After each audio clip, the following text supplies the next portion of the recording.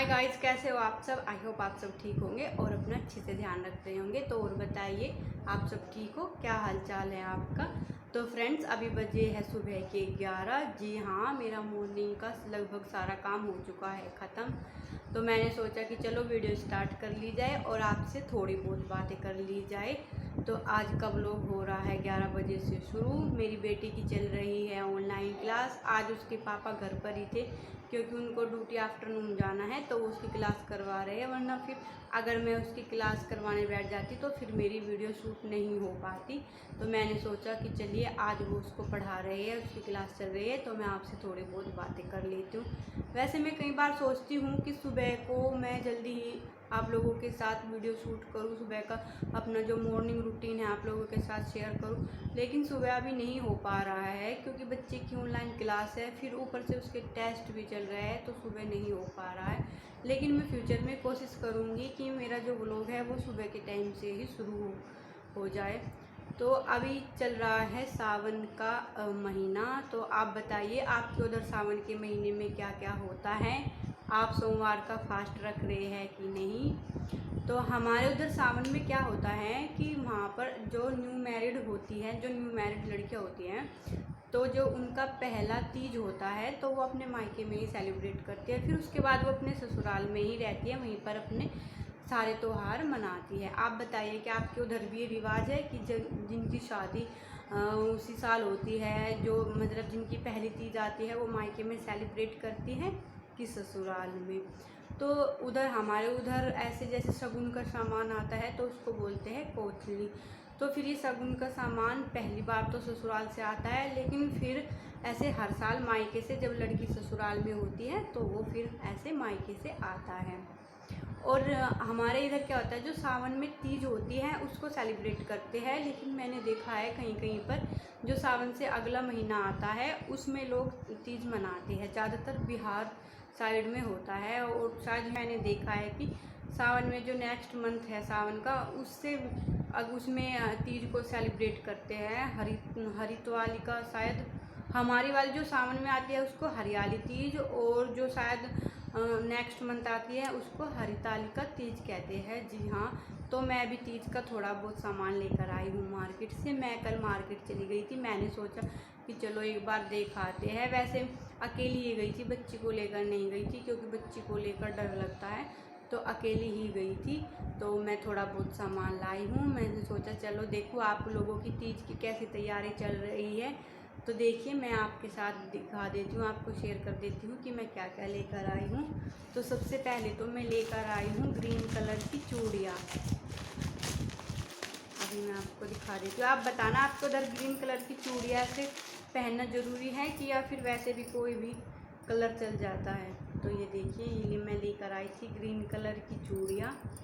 Green colour की हमारे उधर ऐसा होता है कि पहनना ज़रूरी नहीं होता है कि आपको ग्रीन कलर की ही पहनना है, लेकिन ग्रीन कलर मुझे पसंद है तो इसलिए मैंने सोचा कि चलो ग्रीन कलर की ले आए। वैसे घर पर वहाँ पर ससुराल में मेरे पास ग्रीन कलर की ऑलरेडी रखी हुई है, लेकिन कोरोना के चक्कर में आप सबको पता है कहीं पर भी आना जाना नहीं हो रहा है, तो मैंने यहाँ से मार्केट से ही ये ले ली है ग्रीन कलर की चूड़ियाँ। एक लेकर आई थी मैं ये एलिटीन वाला नेल पेंट।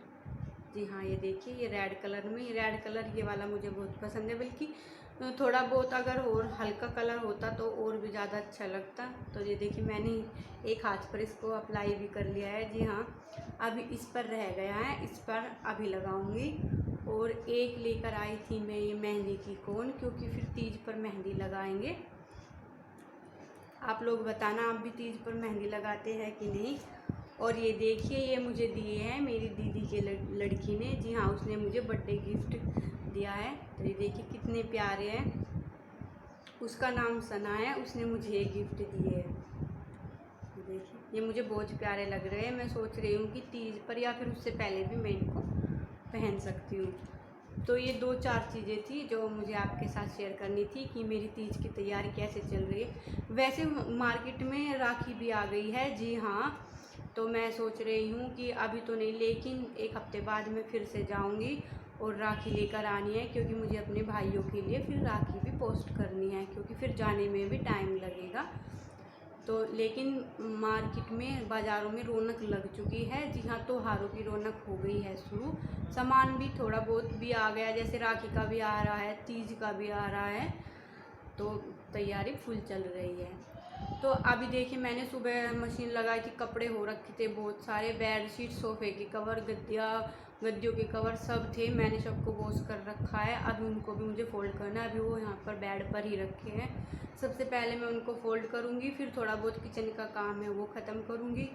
आज मैं सोच रही हूँ कि आज मैं बना लेती हूँ क्या, कढ़ी और चावल। जी हाँ, सृष्टि को बहुत पसंद है, तो मैं सोच रही हूँ कि चलो आज कढ़ी चावल बना देती हूँ और कढ़ी की रेसिपी आप लोगों के साथ भी शेयर करती हूँ।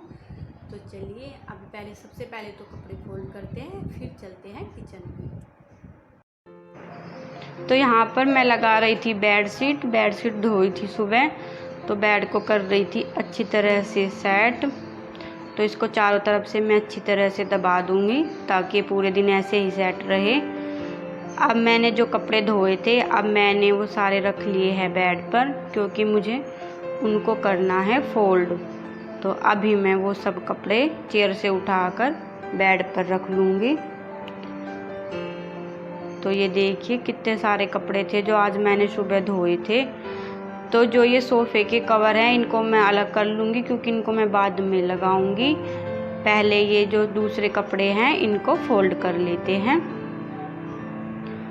तो यहाँ पर मैं कपड़े कर रही थी फोल्ड। ये थे सृष्टि के कपड़े, तो मैं धीरे धीरे ऐसे धीरे धीरे करके मैं सब कपड़े फोल्ड कर ले रही हूँ। जी हाँ, क्योंकि मैं सोच रही हूँ कि कपड़े फोल्ड हो जाए। फिर किचन का वैसे तो ऑलमोस्ट सारा काम मेरा ख़त्म ही हो चुका है, लेकिन थोड़ा बहुत काम फिर भी रह गया है कि लंच बनाने से पहले उसको भी ख़त्म कर लिया जाए। तो इन सब कपड़ों को फोल्ड कर दे रही हूँ। तो एक तरफ सृष्टि के रख रही हूँ, एक तरफ अपने रख रही हूँ। हस्बैंड के मैंने दूसरे कमरे में उनकी वाली अलमारी में पहले ही रख दिए थे। तो अभी हम कर रहे हैं यहाँ पर कपड़े फोल्ड। आज ऑलमोस्ट कपड़े बहुत सारे हो रखे थे, तो कभी कभी मैं ऐसा करती हूँ कि डेली भी लगा लेती हूँ मशीन, लेकिन कभी कभी ऐसा 2 दिन छोड़कर या फिर 1 दिन के बाद मैं मशीन लगाती हूँ। ये देखिए सृष्टि की डोल का फिरोक, ये भी मैंने धोया था। अब मुझे सृष्टि के साथ साथ एक और बच्चे को संभालना पड़ता है, वो है उसकी डोल। उसकी डोल के कपड़े धो, उसकी डोल के ऐसे बाल बनाने पड़ते हैं। जो काम मुझे सृष्टि का करना पड़ता है वही मुझे उसकी डोल का भी। और ये देखिए यहाँ पर मेरे कपड़े हो चुके हैं फोल्ड। अब मैं इनको रख दूँगी अलमारी में। तो आइए ये कपड़े रख लेते हैं। अभी मैं आ गई हूँ किचन में। मैंने सोचा पहले थोड़ा पानी पी लिया जाए, फिर चलिए काम में लगना है। तो यहाँ पर मैं कर रही थी बर्तन साफ। ये क्योंकि अगर हस्बैंड घर पर रहते हैं और फिर बच्ची भी अब स्कूल ले जाती है तो बर्तन फिर भी हो ही जाते हैं, तो मैं उनको कर रही थी साफ। तो मैं यहाँ पर अपने सारे बर्तन साफ कर लूँगी। तो मैं ऐसे अपने पूरे बर्तन यहीं पर ऐसे रख लूँगी साफ़ करने के बाद। तो आप बताइए आपका क्या हाल चाल है, आप क्या कर रहे हैं। और सृष्टि की ऑनलाइन क्लास चल रही थी, तो वो दूसरे रूम में आराम से पढ़ाई कर रही थी और मैं अपना किचन में ऐसे काम ख़त्म कर रही थी। मुझे थोड़ा जल्दी भी थी काम की, क्योंकि फिर उनको हस्बैंड को ड्यूटी जाना था, उनको 2 बजे से फिर ड्यूटी जाना था। तो मैं इसलिए मैं जल्दी काम ख़त्म कर लेते हैं। और फिर मैं जो आज आपके साथ रेसिपी भी मुझे शेयर करनी है। तो मेरे बर्तन हो चुके हैं साफ़। अब मैंने सोचा कि चलो एक बार गैस को भी साफ़ कर लिया जाए। तो मैं गैस को यहाँ पर कर रही थी अच्छी तरह से साफ़। वैसे मैंने सुबह भी कर ली थी, लेकिन फिर भी एक बार अच्छे से इस पर कपड़ा लगा दिया था। अब क्योंकि जब किचन क्लीन रहता है तो काम करने में भी अच्छा लगता है। जी हाँ, अभी मैं यहाँ पर कर रही हूँ कढ़ी की तैयारी। ये मैंने मट्ठा बना लिया था और उसमें मैं डाल रही हूँ बेसन। और यहाँ पर दूसरे बर्तन में मैं ऐसे जो बेसन के पकोड़े बनाऊँगी उसके लिए बेसन डाल रही हूँ। तो मैं बेसन से ही जो पकोड़े बनाती हूँ उन्हीं को कढ़ी में डालूँगी। तो अभी मैं इनमें सब ये सूखे मसाले ऐड करूँगी। तो सबसे पहले मैंने डाले हैं हल्दी, और अभी डालूँगी लाल मिर्च, अभी जो थोड़ी बहुत रह गई थी मैंने वो भी उसमें डाल दी हैं। तो अभी मैंने ये डाला है नमक। तो अब उसके बाद फिर जो ये पकौड़ों के लिए बेसन रखा था इसमें भी अब मैंने सारी चीज़ें ऐसे ही ऐड कर ली है। मैंने इसमें धनिया पाउडर और गरम मसाला भी मिला लिया है और ये थोड़ी सी डाली है मिर्च। तो अब मैं पानी डालकर इसका एक अच्छा सा घोल तैयार कर लूँगी ताकि हमारे जो बेसन में डालने के पकोड़े हैं वो अच्छी तरह से बनकर तैयार हो जाए। तो मैं इसको ऐसे चम्मच की हेल्प से अच्छी तरह से मिला लूँगी ताकि इसमें ऐसी गुठलियाँ ना रहे, जी हाँ लम्स ना रहे। तो थोड़ा थोड़ा पानी डालकर मैं इसको अच्छे से मिक्स कर लूँगी।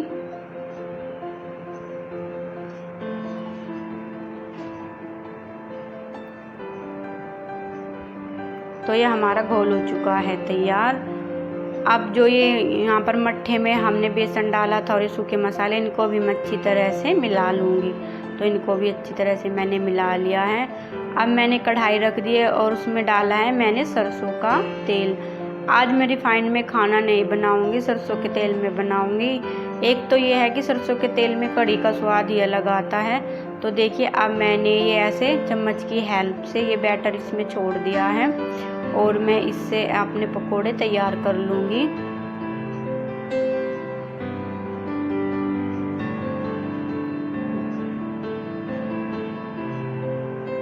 अभी मैं सोच रही हूँ कि मैं खाने में रिफाइंड का यूज़ कम करूँ और मैं सरसों के तेल का ही यूज़ ज़्यादा करूँ।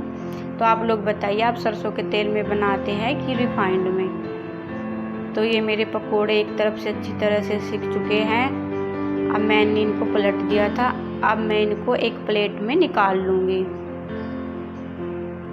अब मैं जो इसमें थोड़ा बहुत वो बैटर रह गया है, जहाँ घोल रह गया है, मैं उसका भी ऐसे पकोड़े से बना लूँगी। तो मैंने ये स्पून की हेल्प से इसमें ऑयल में ये छोड़ दिया है और इनको भी मुझे ऐसे ही सेम मेथड से दोनों तरफ से अच्छी तरह से पलटकर सेक लेना है।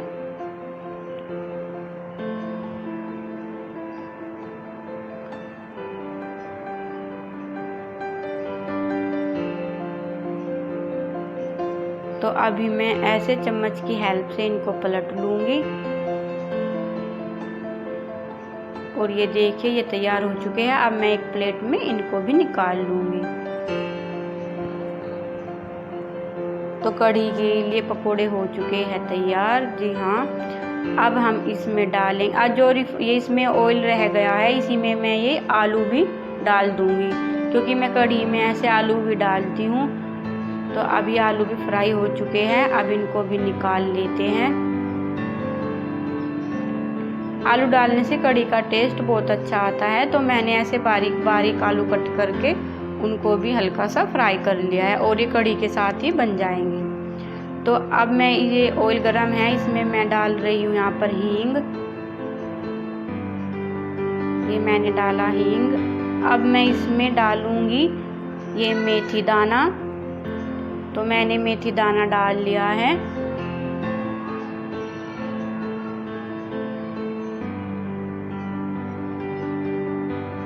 अब मैं डालूंगी इसमें ये, तो ये मैंने सरसों इसमें डाल दी, काली सरसों, इससे भी इसका टेस्ट काफ़ी अच्छा आता है। ये मैंने साबुत धनिया डाला है, तो इससे काफ़ी अच्छी कढ़ी बनकर हमारी तैयार होती है। तो इन सब चीज़ों को हम अच्छी तरह से मिला लेंगे और अब इसके बाद फिर हमने डालना है ये प्याज लहसुन और ये 2 लाल मिर्च। तो इनको भी हम अच्छी तरह से इनमें डालकर इनको भून लेंगे।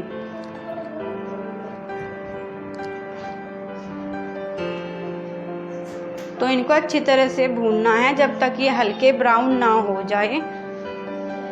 तो ये देखिए ये भुन चुके थे। अब मैंने इसमें धनिया पाउडर भी मिला दिया है।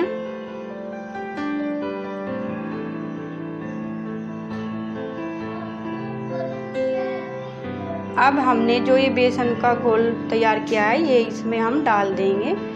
तो ये बेसन का घोल मैंने कढ़ाई में डाल दिया है और इसको अच्छी तरह से हमें चलाना है। जी हाँ, 5-10 मिनट तक तो आपको ऐसे ही चलाना है ताकि आपकी कढ़ी ना फटे। फिर उसके बाद आप लो फ्लेम पर रखकर पका सकते हैं। तो आपकी कढ़ी जितनी देर तक पकेगी उसका टेस्ट उतना ही अच्छा आएगा। तो अब मैंने क्या किया, ये आलू भी इसमें डाल दिए है, लेकिन मैं अभी पकौड़ी नहीं डालूँगी, पकौड़ी मैं बाद में ऐड करूँगी, लेकिन आलू अभी मैंने इसमें डाल दिए हैं ताकि ये कढ़ी के साथ अच्छी तरह से बन जाए। तो देखिए हमारी कढ़ी बन।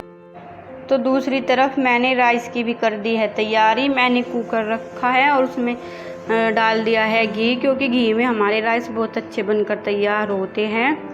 तो मैं सोच रही थी कि एक तरफ कढ़ी बनकर तैयार हो जाएगी और साथ के साथ मेरे राइस भी रेडी हो जाएंगे। तो मैंने ये चला दी है कढ़ी ताकि ये लगे ना और अच्छी तरह से बनकर तैयार हो जाए। ये मैंने तेज़पत्ता चावल में छोड़ दिया है ताकि इतनी देर में जो घी में इसके तेज पत्ते की अच्छे से खुशबू आ जाएगी। अब मैंने इसमें डाल दिए हैं चावल और पानी मैंने दोनों एक साथ ही डाल दिए हैं। जी हाँ, चावल को अच्छी तरह से वॉश करके मैंने रख लिया था, 3 से 4 बार अच्छी तरह से वॉश किया था। तो मैंने ये डाल दिए हैं चावल।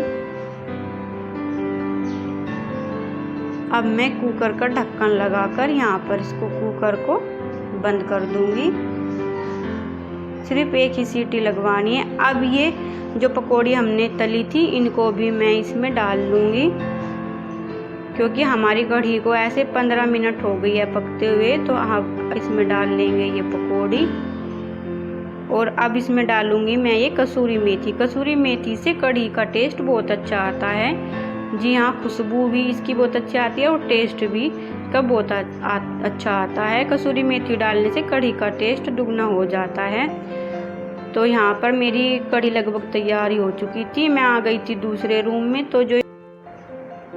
तो मॉर्निंग में जो ये सोफ़े के कवर धोए थे मैं इनको लगा रही थी। सोचा चलो ये काम भी अभी ख़त्म हो जाएगा, फिर इतना काम नहीं रहता है ऐसा, वरना पूरा दिन ऐसे घर फैला हुआ रहता है तो बिल्कुल भी अच्छा नहीं लगता है कि चलो भाई ये काम भी अभी ख़त्म हो जाएगा। तो यहाँ पर सृष्टि कर रही थी मेरी हेल्प। वो कह रही थी कि मम्मा टीचर ने बोला है कि अपनी मम्मा की हेल्प करनी है। तो वो सब बातें करते हुए मैं यहाँ पर कर रही थी काम। तो यहाँ पर मैंने जो ये गद्दी के कवर धोए थे मैं इनको भी ऐसे अच्छी तरह से इसमें डाल दूँगी। और ये देखिए अभी मेरा ये जो बड़े वाला सोफ़ा है ये बिल्कुल सेट हो चुका है। तो अभी ये सारी गद्दियाँ मैं ऐसे लगा लूँगी और ये मेरा सोफ़ा हो चुका है अच्छे से सेट। अब मैं जो छोटे वाले हैं उनको भी अच्छे से सेट कर लूँगी। यहाँ पर सृष्टि पूरी धमा चौकड़ी मचा रखी थी सृष्टि ने। ये देखिए छोटे वाले भी सेट हो चुके हैं। अब मैं आ गई हूँ किचन में। तो देखिए हमारा खाना भी बनकर रेडी हो गया है। ये रही कढ़ी, काफ़ी अच्छी कढ़ी बनकर तैयार हुई है। तो आप बताना क्या आप भी इसी मेथड से बनाते हैं फिर क्या या दूसरे तरीके से। तो मैं यहाँ पर रूम में ले आई थी खाना। तो मैंने सृष्टि के पापा जी के लिए खाना ऐसे डाल दिया है क्योंकि फिर उन्हें ड्यूटी जाना है। तो लंच मैंने बना लिया है। जी हाँ, दोपहर के बजे हुए हैं 1:30। अब हम सब लंच करेंगे क्योंकि फिर हस्बैंड को जाना है ड्यूटी।